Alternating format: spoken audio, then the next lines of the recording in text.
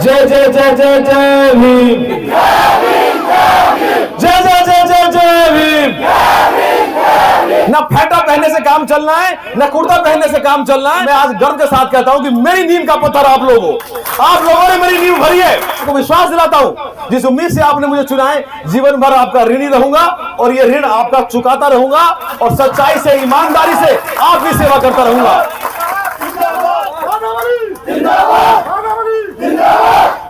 नहीं तो मैं वादा करता हूं, वोट मांगने नहीं आऊंगा आपके गांव में, शक्ल नहीं दिखाऊंगा आपको। भाई देखें, हम लोग नारे से शुरुआत करेंगे, जय जय जय जय जय भीम। अभी तो यहां तक भी आवाज ना पहुंची, गंगाबाग तक भी। थानेदार जी खड़े हैं यहाँ पे। जय जय जय जय जय भीम, जय जय जय जय जय भीम।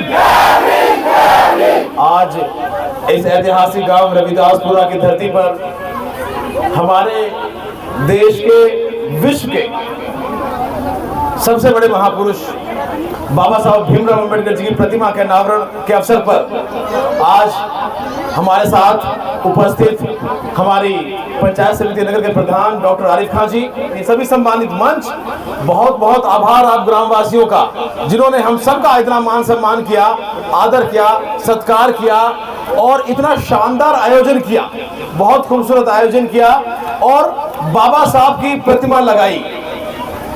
अब हम ये सोचें कि हम बाबा साहब की प्रतिमा लगाते क्यों हैं?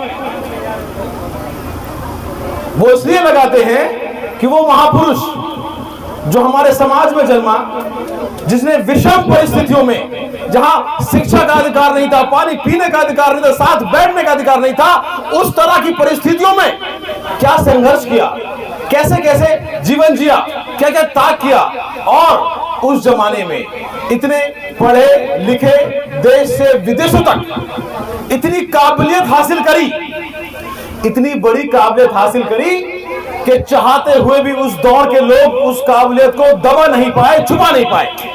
वो काबिलियत थी उनकी। हो सकता है उस वक्त भी लोग चिढ़ते भी होंगे, लेकिन वो काबिलियत इतनी बड़ी हो गई कि उसको छुपा नहीं पाए, दबा नहीं पाए। और हम ये प्रतिमा लगाते हैं उनको आदर्श मानकर, उनके जीवन से प्रेरणा लेने के लिए, उनके संघर्ष से प्रेरणा लेने के लिए, उनके जीवन से सीखने के लिए। और अगर हम नहीं सीख पाएंगे तो कोई फायदा नहीं है बाबा साहब का नाम लेने का और प्रतिमा लगाने का। हमें सीखना पड़ेगा उनके संघर्ष से, उनके त्याग से, उनके बलिदान से। और वो बलिदान और त्याग वो किसके काम आया? आज पूरे हिंदुस्तान के काम आया। आज हम जो है, ये देश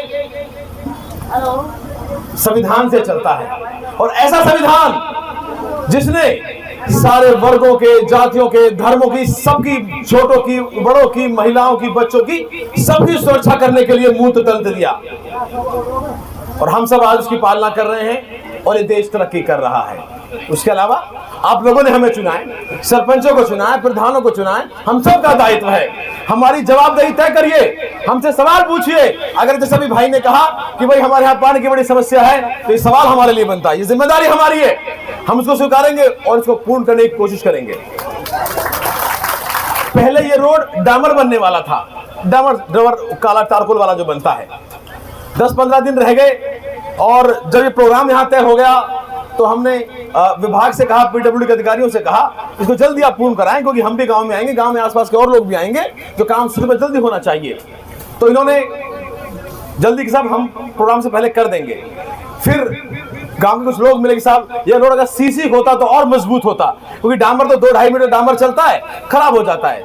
हमने फोन किया भजन लाल जाटव जी को, हमारे विभाग के मंत्री हैं, उनका नाम लग रहा है उस पर, हमारी जो पट्टिका हुई है। हमने उनसे कहा कि साहब छोटी सी दलित बस्ती है, आप विभाग के मंत्री हैं, सरकार ने पहली बार और किसी दलित समाज के बेटे को पीडब्ल्यूडी का मंत्रालय दिया। और मैं गर्व के साथ कहता हूं पूरे हिंदुस्तान में आज तक किसी दलित को पीडब्ल्यूडी मंत्रालय नहीं दिया गया। हमारे राजस्थान सरकार, धन्यवाद अशोक गहलोत जी का, जिन्होंने सरकार में इतनी बड़ी हिस्सेदारी हमारे समाज के बेटे को दी और उन्होंने तुरंत जो है इसको सीसी सैंक्शन कराया।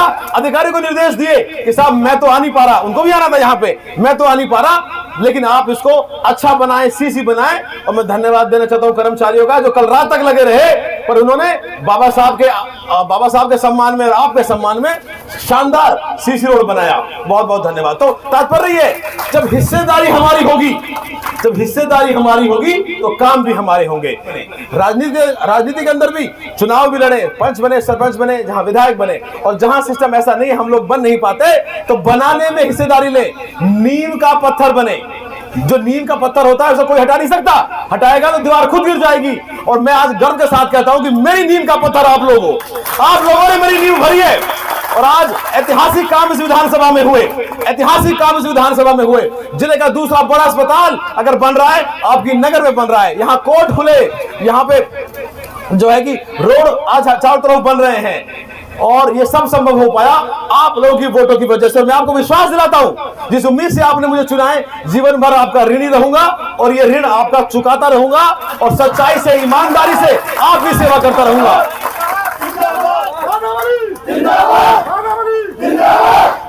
मैं भी एक किसान परिवार का बेटा हूं, आप लोगों के बीच से निकला हूं। मैंने भी सरकारी स्कूल में शिक्षा ली है। जब उस वक्त छठी क्लास में ABCD सिखाई जाती थी, तो मैं पीड़ा समझ सकता हूं कि आज के एक आम जन की क्या पीड़ा है, क्या परेशानी है। तो हम सबको मुझे याद है, और मैं कोशिश करता हूं, और मैं आज आपको विश्वास दिलाना चाहता हूं इस मंच के माध्यम से। हमारा जो 5वीं का स्कूल है, मैंने कहा जब मुख्यमंत्री आए थे, आप लोग वहां मौजूद होंगे, क्योंकि मुख्यमंत्री साहब, सरकारें बहुत सी आई, बहुत सी चली गई, कांग्रेस की भी आई होंगी, बीजेपी की भी आई होंगी, लेकिन एक रविदासपुरा हमारा गांव है, 50-60 साल हो गए, आज भी 5वीं का स्कूल है। क्या हमारे बच्चों को जब शिक्षा नहीं मिलेगी तो हम लोग कैसे आगे बढ़ेंगे? मुझे विश्वास दिलाया है और मुझे उम्मीद है इसी महीने में ऑर्डर होना चाहिए। और मैं आपको विश्वास दिलाता हूं, हमारे बच्चे छठी में इसी गांव में पढ़ेंगे, नहीं तो मैं वादा करता हूं वोट मांगने नहीं आऊंगा आपके गांव में, शक्ल नहीं दिखाऊंगा आपको। और मैं ये इतनी मजबूती से इसलिए कह सकता हूं क्योंकि मुझे ताकत दी आप लोगों ने। मैं ये मजबूती से, मुझे ये ताकत आप लोगों ने दी है, और इसी ताकत की वजह से मैं वहां जाके मांगता हूं। और मुझे विश्वास है जल्दी ऑर्डर आने वाला है। हमारा स्कूल जो है रविदासपुरा का, जो 5वीं का है, वो 8वीं का हो जाएगा, ताकि हमारे छोटे बच्चे बहनें यहाँ शिक्षा हासिल कर सकें। इसके अलावा आज मैं आपसे वादा करता हूं कि जो छोटी गलियां हैं वो भी पूरी हो जाएंगी, स्कूल आपका पूरा हो जाएगा, बड़ा रोड आपका बन चुका है, और पानी के लिए जब तक ना हो तब तक टैंकर की व्यवस्था करी जाएगी।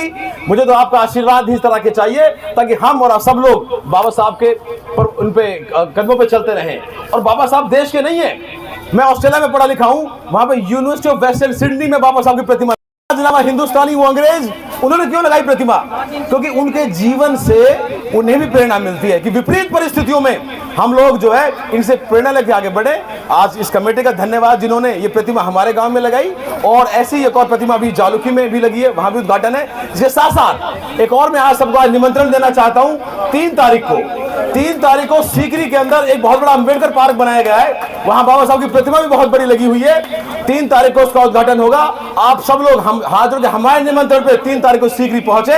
एक शानदार कार्यक्रम का पूरे जिले में इतना अच्छा अंबेडकर पार्क नहीं बना होगा जो हमने वहां सीकरी में बनवाया है। तो हम लोग भी चाहते हैं कि हमारे महापुरुषों को हम लोग याद करें, और हम याद नहीं करेंगे तो कौन करेगा? दुनिया ने छुपाने में कसर नहीं करी, लेकिन हम अपने महापुरुषों को हम जिंदा रखेंगे, समाज के अंदर, दिखावे में भी, अपने जीवन में भी। इसी तरीके के साथ आप लोगों का बहुत बहुत आभार, बहुत बहुत धन्यवाद। जो भी और कोई विकास के काम हो, हम हमेशा आप लोगों की कोशिश करते रहेंगे।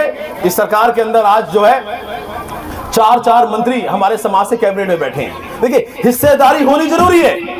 जब तक आपका प्रतिनिधित्व नहीं होगा तो आपके हित की बात कौन रखेगा? आज मंच पर हमारे समाज का प्रतिनिधित्व है, हमारे साथ के सरपंच भी हैं, पंच भी हैं। अगर कोई चर्चा होगी तो हमारा प्रतिनिधित्व रख सकते हैं। आज गहलोत सरकार ने 4 कैबिनेट मंत्री दलित समुदाय से बैठ के कैबिनेट में भेजे हैं। हमारी पार्टी के जो सबसे बड़े जो खड़गे साहब हैं वो अध्यक्ष हैं। तो इस कांग्रेस पार्टी ने भी इस वक्त, इस दौर में जो है समाज के लोगों को प्रतिनिधित्व देने की पूरी कोशिश करी है। तो हम सबसे आपसे आग्रह करते हैं कि आप सबका आशीर्वाद हमें इस तरह मिलता रहे।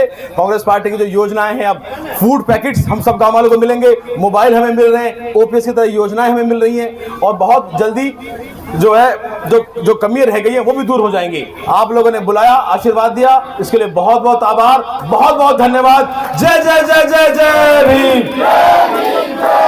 जय जय जय जय जय भीम। धन्यवाद साहब, नमस्कार।